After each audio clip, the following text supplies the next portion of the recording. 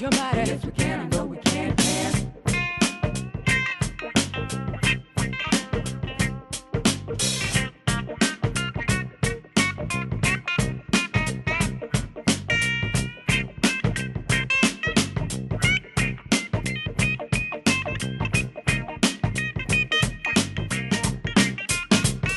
I know we can make it. I know we can. I know darn well we can work it out. Yes, we can. I know we can. Yes, we can. Or why can't we if we want it? Yes, we can. I know we can make it work. I know we can make it if we try. Yes, we can. I know we can. Yes, we can. Great gosh, almighty. Yes, we can. I know we can. We can make it, y'all. Yes, we can. I know we can. Oh, yeah, we can make it, y'all. Oh, only try. Yes, we can. I know we Yeah, can. yeah, we can make it, y'all. Sometimes Sometimes it's hard. Yes, we can. I know we can. Sometimes it's hard. Sometimes it's hard. Yes, we can. I know we can. Yes, we can. Or why can't we if we want it? Yes, we can.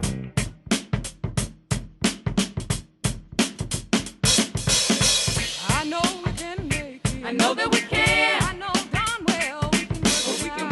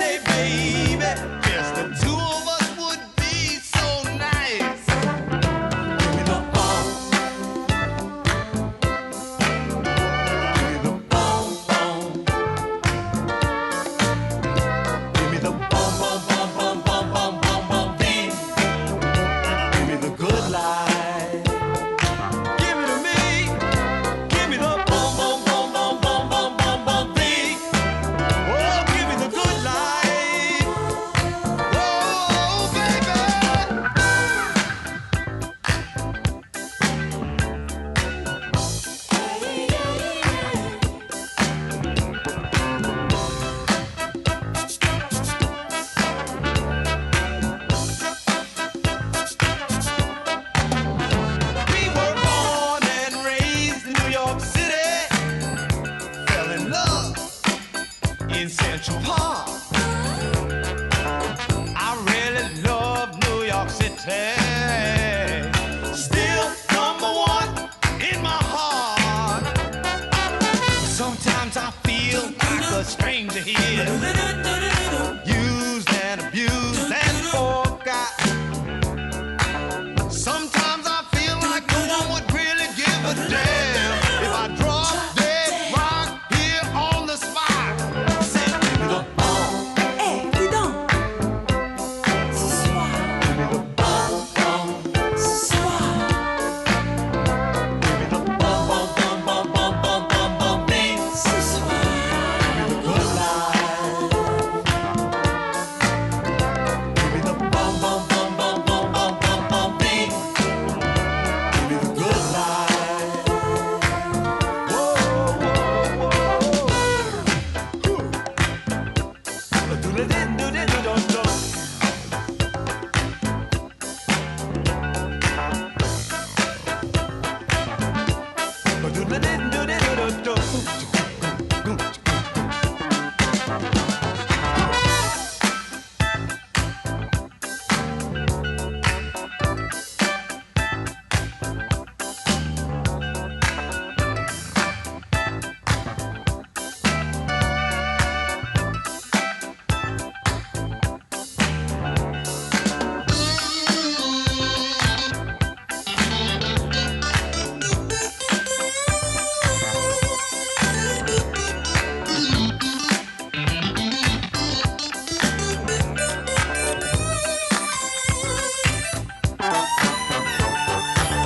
Let's go out, going to town tonight. Pretty baby, dance till the sun comes up. We'll have Dom Perry on till our minds are blown, and put our last dime in that blind man's cup. Give me the ball. Give me the ball, ball. Give me the ball, ball, ball, ball, ball, ball, ball, ball, beat. Give me the good life. Give me the good life. Give me the ball, ball, ball, ball, ball, ball, ball, ball, beat. Give me the good life, baby. Whoa, hey, baby. Ball, ball, ball, ball, ball, ball, ball, ball, beat. Yeah, say it. Give me the good life. Good life, good life, yeah. Ball, ball, ball, ball, ball, ball, ball, beat. Good life. Say, give it to me, yeah. Ball, ball, ball, ball, ball, ball, beat. Give me the good life. Good life, yeah. Ball, ball, ball, ball, beat. Give me the good life.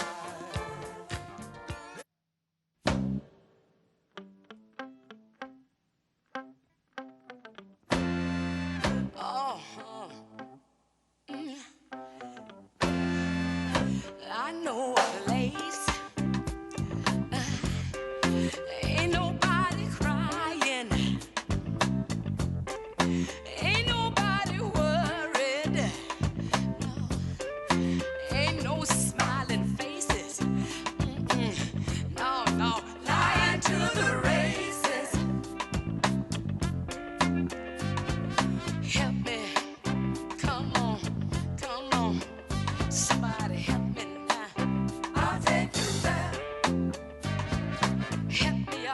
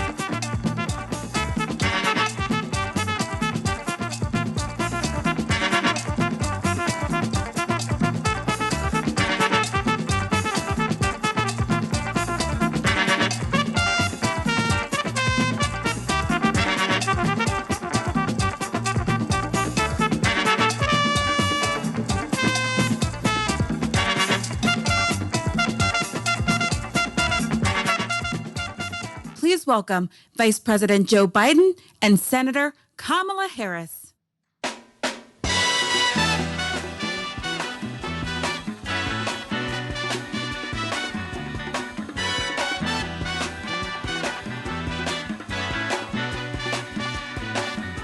Hush now, child, and don't cry. Hello. Thanks for being here. I wish we were able to talk to the folks outside, but we're keeping our social distancing and playing by the rules.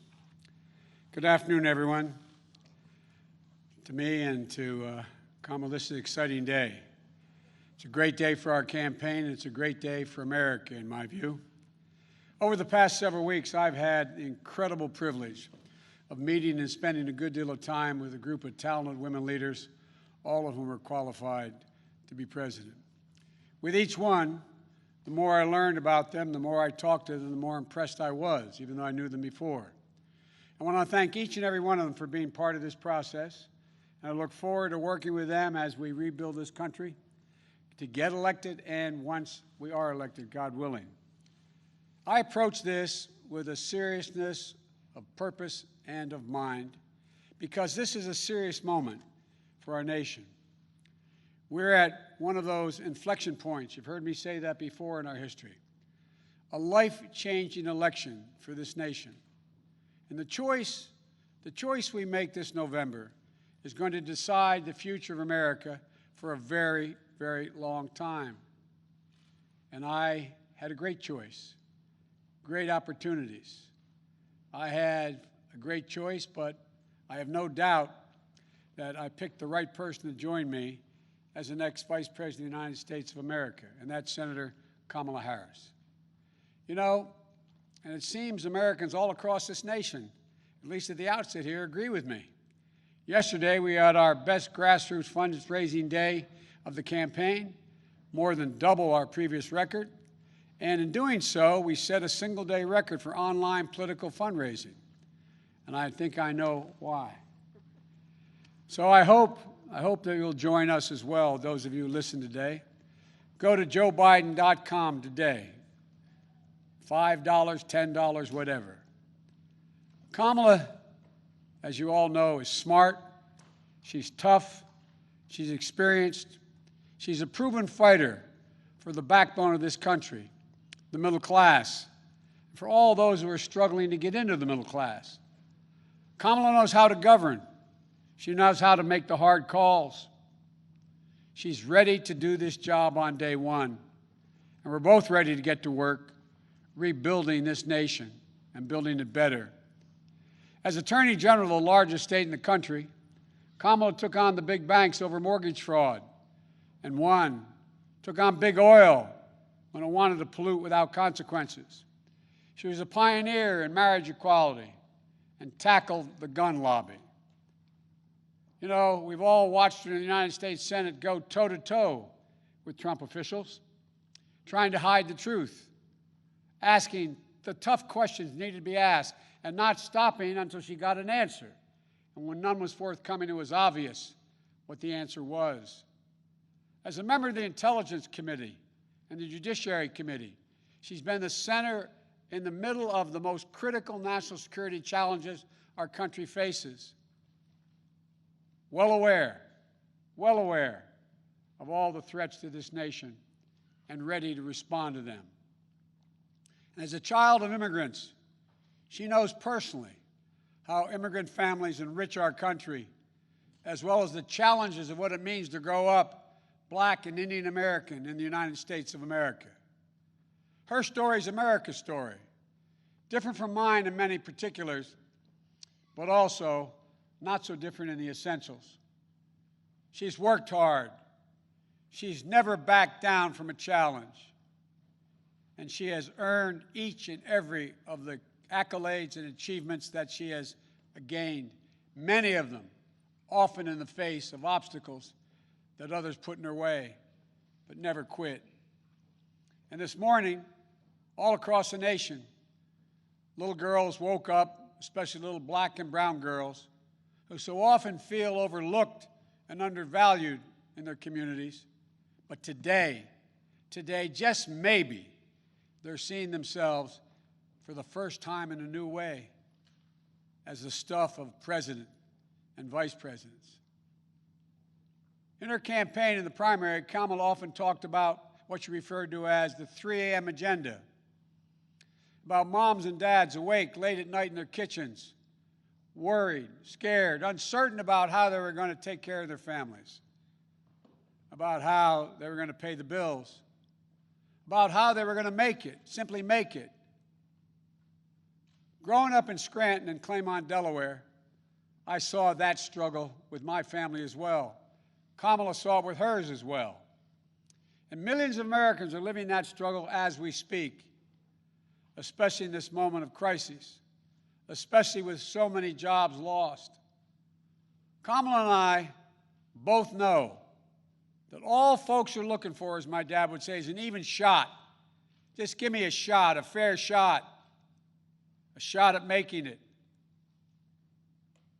And it'll be the work of our administration to make sure they get a fair shot.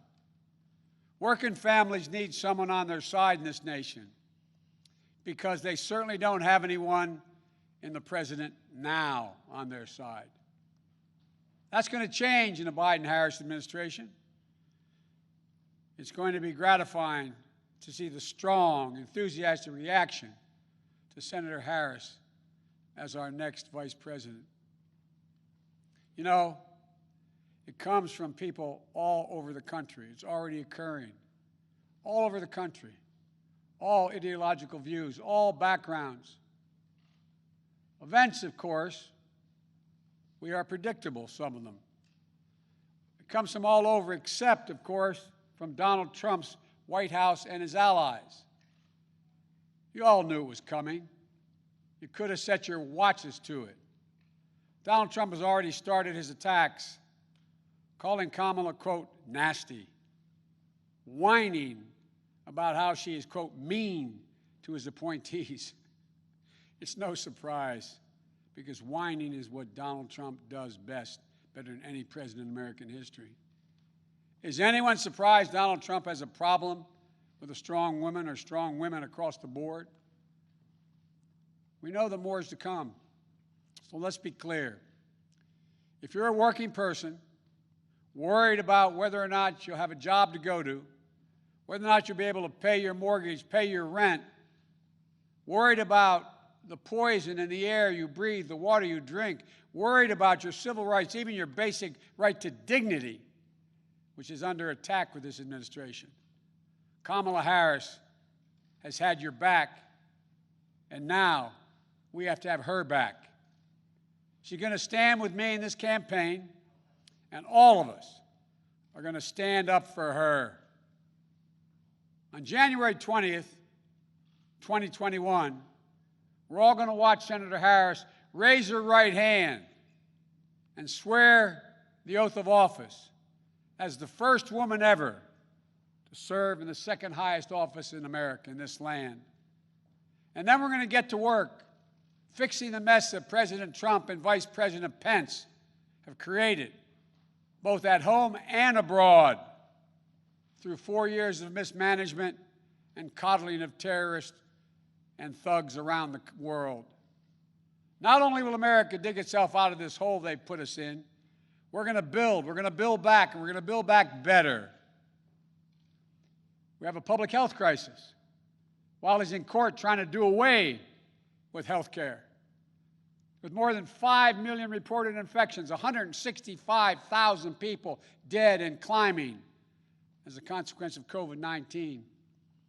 And still, months later, no real leadership or plan from the President of the United States how to get this pandemic under control.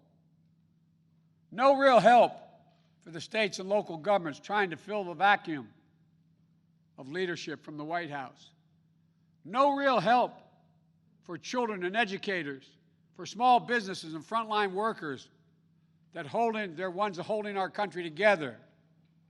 Instead, he's issuing executive orders and making promises that in the end will defund the Social Security system while insisting that this virus will disappear. The Joe Biden and Kamala Harris administration will have a comprehensive plan to meet the challenge of COVID-19 and turn the corner on this pandemic. Masking, clear science-based guidance, dramatically scaling up testing, getting states and local governments the resources they need to open the schools and businesses safely. We can do this. We just need a president and a vice president willing to lead and take responsibility. Not as this president says, it's not my fault. The governor should thank me more. As that old saying goes, give me a break. We have an economic crisis with more than 16 million Americans, 16 million still out of work. Donald Trump is on track to break another record, on track to leave office with the worst jobs record of any American president in modern history. But instead of doing the hard work of meeting face-to-face with congressional leaders, Democrats and Republicans in the White House, like every other president has done in a crisis, to get Americans the relief they need and deserve, Donald Trump is on the golf course. If I told you this 3 years ago, you'd look at me like I was being crazy. He hasn't even met with the leadership. He doesn't have time, it appears. We have a climate crisis that Donald Trump refuses to even acknowledge. When he thinks about climate change, all we hear is the word hoax. The Biden-Harris administration is going to meet the climate crisis, protect the health of the American public. And along the way, we're going to deliver one word: jobs. Good paying jobs. We have a racial justice crisis. Donald Trump seeks only to inflame it with his politics of racist rhetoric and appeals to division. You know, today is not only the day I'm proud to introduce Senator Kamala Harris as the vice presidential nominee of the Democratic Party. It's also the 3rd anniversary of that terrible day in Charlottesville. Remember what it felt like to see those neo-Nazis? Close your eyes. And those Klansmen, white supremacists, coming out of fields, carrying lighted torches, faces contorted, bulging, veins, pouring into the streets of historic American city, spewing the same anti-Semitic bile we heard in Hitler's Germany in the 30s. Remember how it felt to see a violent clash ensue between those celebrating hate and those standing against it? It was a wake-up call for all of us as a country. For me, it was a call to action. My father used to say, silence is complicity, not original to him, but he believed it.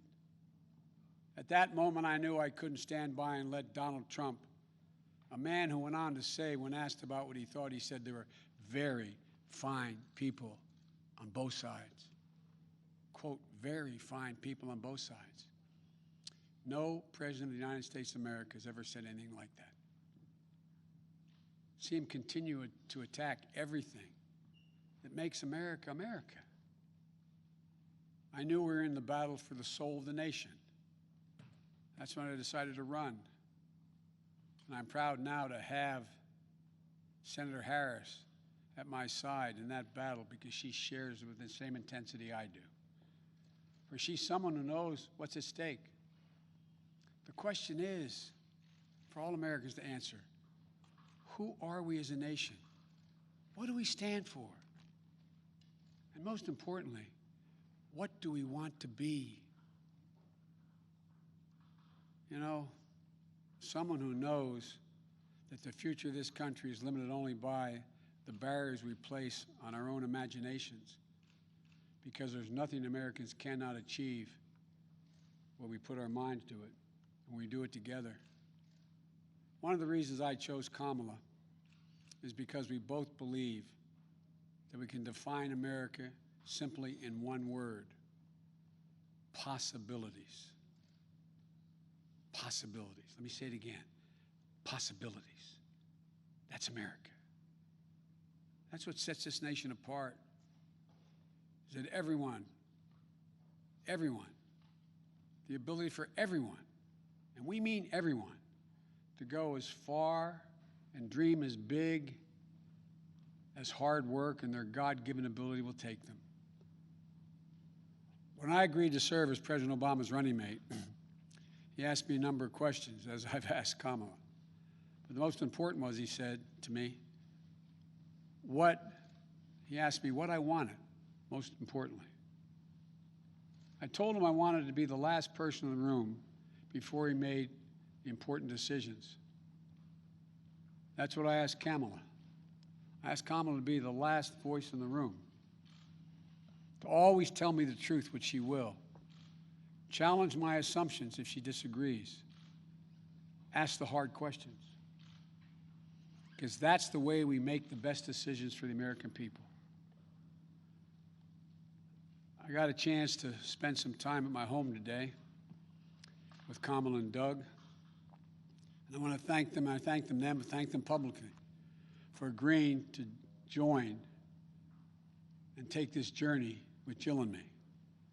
Doug, you're going to have to learn what it means to be a barrier breaker yourself in this job you're about to take on. America's first, second gentleman. And although they're not with us here today, I want to thank Ella and Cole as well. I had a chance to speak to Doug's mom and dad and to Ella and Cole. And we're going to get our kids together to let them know what's coming. My grandchildren are about the age of their children. I got to speak to them.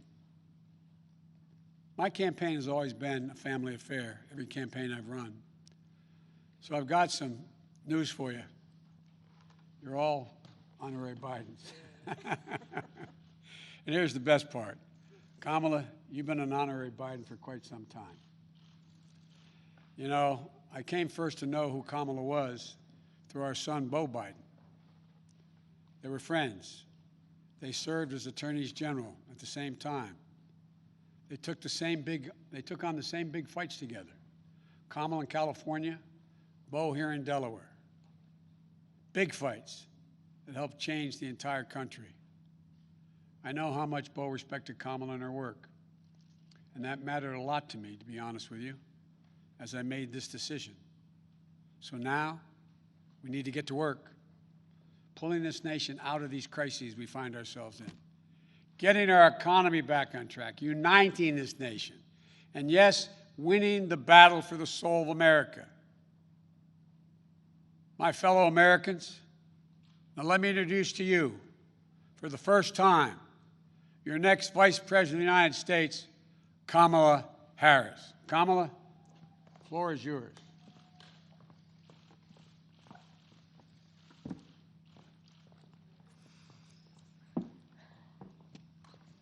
What do you want? Here you go. Thank you, Joe. Thank you. Thank you, Joe. As I said, Joe, when you called me, I am incredibly honored by this responsibility, and I'm ready to get to work. I am ready to get to work. After the most competitive primary in history, the country received a resounding message that Joe was the person to lead us forward. And Joe, I'm so proud to stand with you. And I do so mindful of all the heroic and ambitious women before me, whose sacrifice, determination, and resilience makes my presence here today even possible. This is a moment of real consequence for America. Everything we care about, our economy, our health, our children, the kind of country we live in, it's all on the line. We're reeling from the worst public health crisis in a century. The president's mismanagement of the pandemic has plunged us into the worst economic crisis since the Great Depression. And we're experiencing a moral reckoning with racism and systemic injustice that has brought a new coalition of conscience to the streets of our country, demanding change. America is crying out for leadership. Yet we have a president who cares more about himself than the people who elected him. A president who is making every challenge we face even more difficult to solve. But here's the good news. We don't have to accept the failed government of Donald Trump and Mike Pence. In just 83 days, we have a chance to choose a better future for our country. So, Joe, Dr. Biden, thank you for the trust you've placed in me. Jill, I know you will be an incredible First Lady. And my husband Doug and I are so grateful to become a part of your extended family. And ever since I received Joe's call, I've been thinking, yes, about the first Biden that I really came to know, and that, of course, is Joe's beloved son, one of his beloved sons, Beau. In the midst of the Great Recession, Beau and I spoke on the phone practically every day, sometimes multiple times a day, working together to win back billions of dollars for homeowners from the big banks of the nation that were foreclosing on people's homes. And let me just tell you about Beau Biden. I learned quickly that Beau was the kind of guy who inspired people to be a better version of themselves. He really was the best of us. And when I would ask him, where'd you get that? Where did this come from? He'd always talk about his dad. And I will tell you, the love that they shared was incredible to watch. It was the most beautiful display of the love between a father and a son. And Beau talked about how Joe would spend 4 hours every day riding the rails back and forth from Wilmington to Washington so he could make breakfast for his kids in the morning and make it home in time to tuck them in bed each night. All of this so 2 little boys who had just lost their mom and their sister in a tragic accident would know that the world was still turning. And that's how I came to know Joe. He's someone whose first response when things get tough is never to think about himself, but to care for everyone else. He's someone who never asks, why is this happening to me? And instead asks, what can I do to make life better for you? His empathy, his compassion, his sense of duty to care for others is why I am so proud to be on this ticket. And Joe and I, yes, we are cut from the same cloth. Family is everything to me, too. And I cannot wait for America to get to know my husband, Doug, and our amazing kids, Cole and Ella. Because whether I'm cheering in the bleachers at a swim meet, or setting up a college room dorm, or helping my goddaughter prepare for her school debate, or building Legos with my godson, or hugging my 2 baby nieces, or cooking dinner, Sunday dinner, my family means everything to me. And I've had a lot of titles over my career, and certainly vice president will be great, but Mamala will always be the one that means the most. And you know, my mother and father, they came from opposite sides of the world to arrive in America, one from India and the other from Jamaica, in search of a world-class education.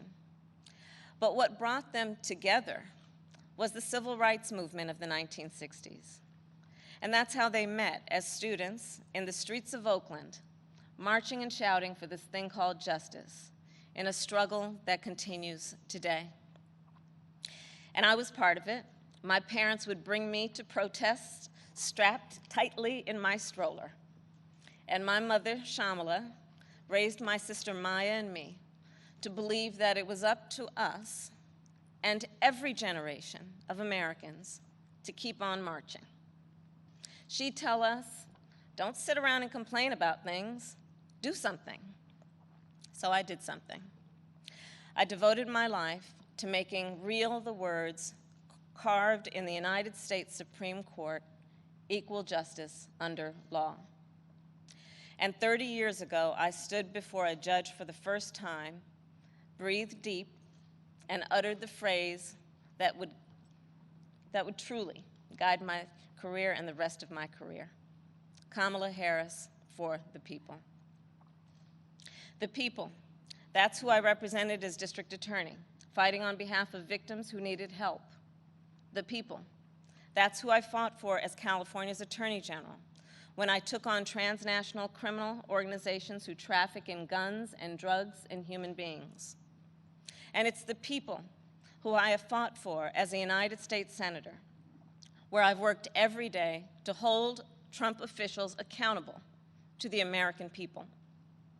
And the people are who Joe and I will fight for every day in the White House. And let me tell you, as somebody who has presented my fair share of arguments in court, the case against Donald Trump and Mike Pence is open and shut. Just look where they've gotten us. More than 16 million out of work. Millions of kids who cannot go back to school. A crisis of poverty, of homelessness, afflicting Black, brown, and indigenous people the most. A crisis of hunger, afflicting 1 in 5 mothers who have children that are hungry. And tragically, more than 165,000 lives that have been cut short.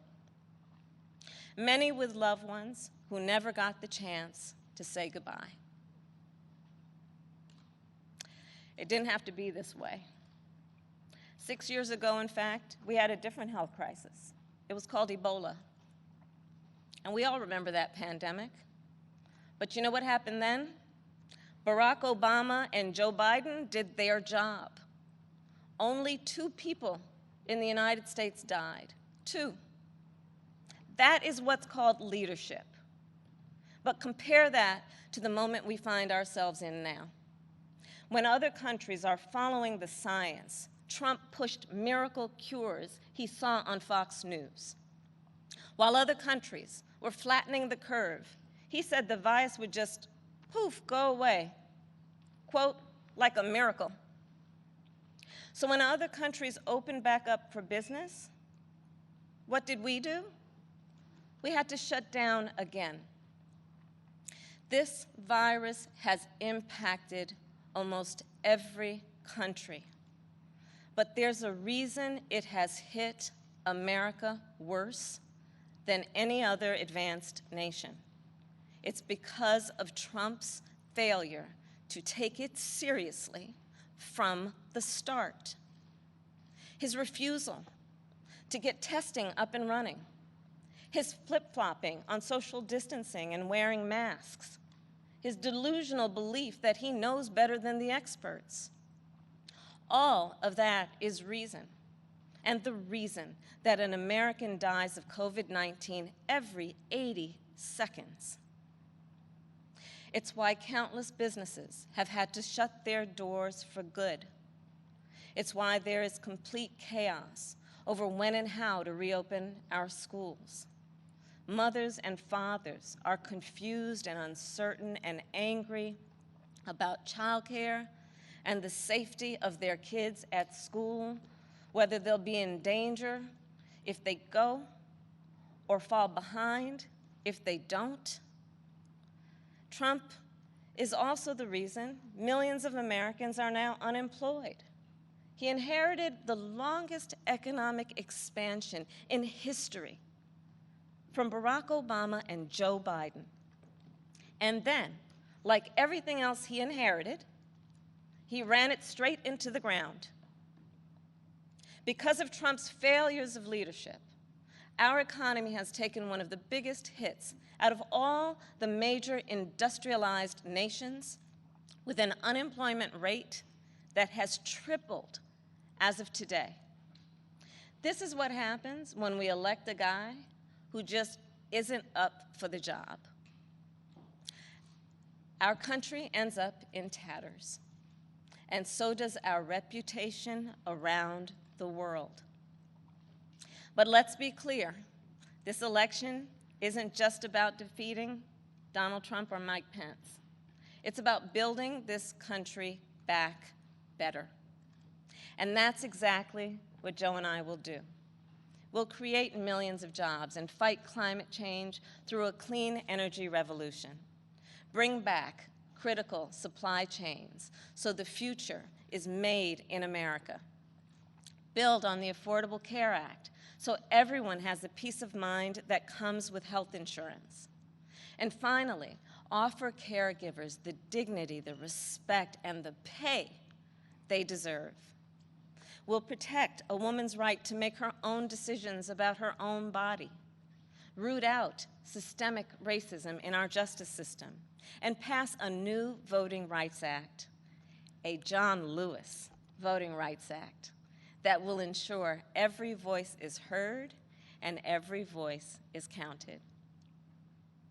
The civil rights struggle is nothing new to Joe.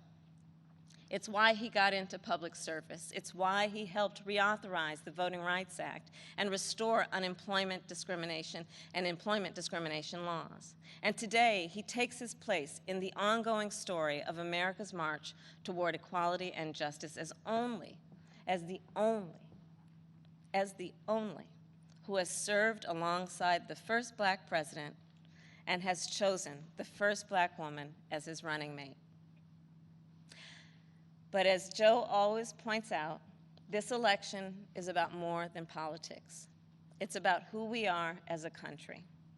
And I'll admit, over the past 4 years, there have been moments when I have truly worried about our future.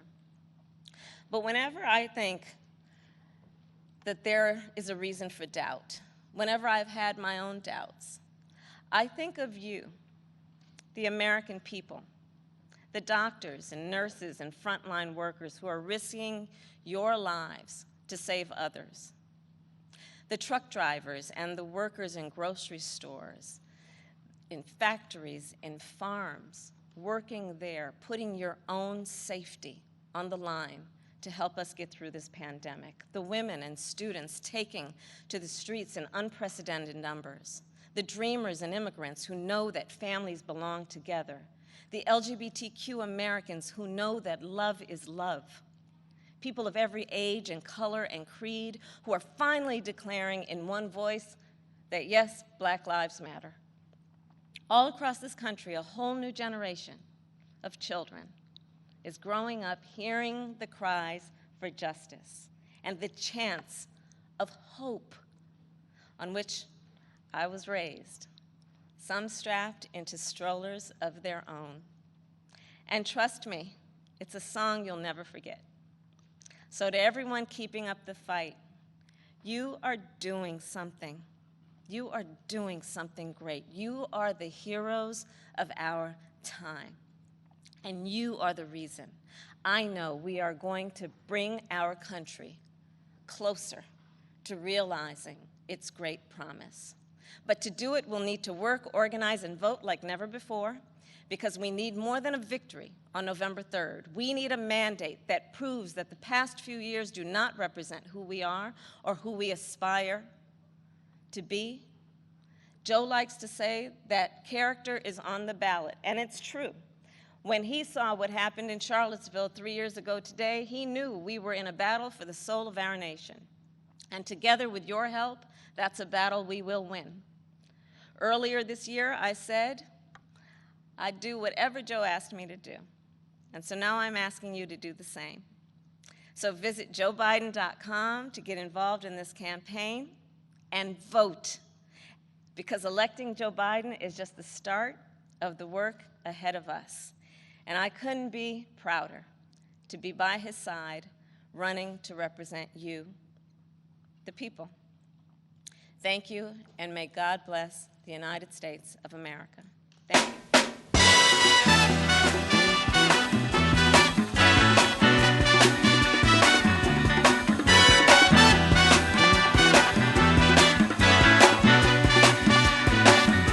Hush now, child, and don't cry.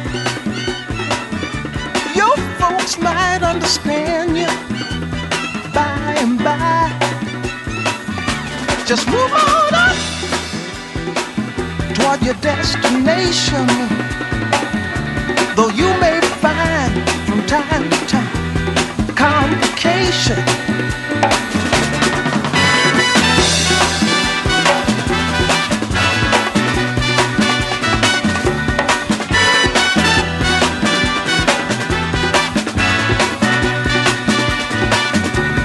Bite your lip and take the trip. Though there may be wet road ahead and you cannot slip, just move on up for peace you'll find.